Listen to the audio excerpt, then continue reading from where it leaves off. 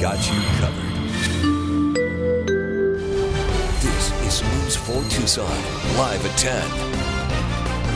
Good evening. Thank you for joining us. I'm John Overall. And I'm Angelique Lazardi. Iran has launched an attack on U.S.-led forces in Iraq. The U.S. military says Tehran fired more than a dozen ballistic missiles from Iranian territory against at least 2 Iraqi military bases hosting U.S.-led coalition personnel. The attack took place hours after the funeral for Iranian military general Qasem Soleimani, who was killed last week in a U.S. airstrike.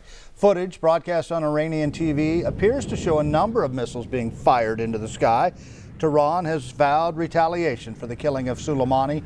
U.S. officials say there are few, if any, deaths from that attack. According to White House spokeswoman Stephanie Grisham, President Donald Trump has been briefed on the attack and is monitoring the situation. News 4 Tucson's Eric Fink spoke with a Middle East expert right here in Tucson and tonight joins us with more. Eric. Angelique, John, a professor at the U of A who studied the region for years, says she was shocked to learn the U.S. took out Qasem Soleimani, and she's surprised Iran took the route it did just a few hours ago. It increases the danger level, it increases the chaos dramatically. Dr. Layla Hudson at the University of Arizona knows how volatile this region in the Middle East can be. She fears repercussions from Iran as the fallout from the drone strike that killed General Qasem Soleimani begins. This is going to encourage them to probe, to test, to experiment with their cyber warfare capabilities. We ended our interview Tuesday night just before news broke of the Iran missile strike on Iraq's Al-Assad air base, home to U.S. troops.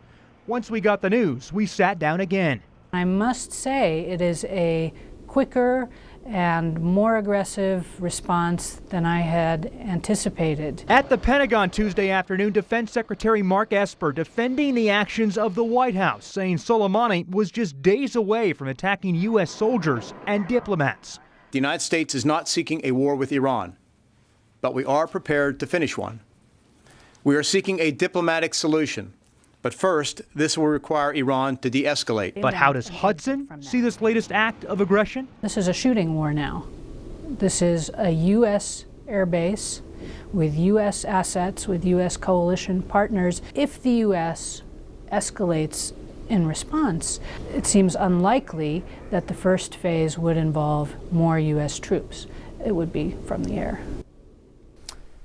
And late this evening, the NBC News bureau chief in Tehran reporting Iran's response was proportional and does not want this to escalate. State media reporting that senior officials in the country won't launch any more attacks as long as America does not retaliate.